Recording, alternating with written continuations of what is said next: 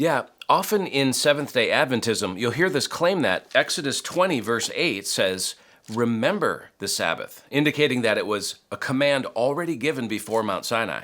And on that basis, then they claim that the Sabbath command was actually given all the way back in Genesis 2 on the seventh day of creation, and therefore, it applies to all mankind.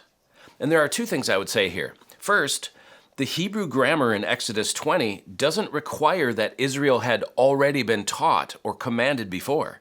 It simply charges them not to forget about the Sabbath that God is currently commanding of them. It's a forward-looking reminder. It's kind of like telling someone, hey, remember to lock the door. It doesn't necessarily mean that you've previously told them to lock the door. And second, and more importantly, if we do interpret this passage as referring to a previous instruction, which is also a valid way to interpret it, it almost certainly isn't referring to Genesis 2, because just a few weeks before this commandment was given at Sinai, Israel was given a weekly Sabbath command for the very first time.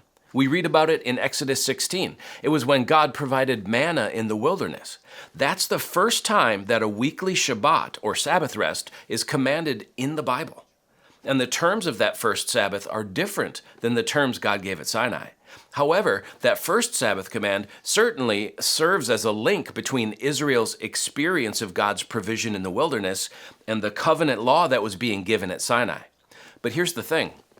There are no commands given in the opening passage of Genesis 2. That passage says that God rested on the seventh day of creation, and he blessed it and made it holy. And of course, there's no doubt that God's seventh-day rest served as the pattern of the weekly Sabbath rest that God would later command of Israel. But there are no commands for anyone in that creation passage. Now, if there were, well, then we might understand the weekly Sabbath rest as a universal command given to all mankind. But Scripture consistently and only applies the command for a weekly Sabbath rest to Israel. It's never commanded or expected of any other nation or people, only Israel.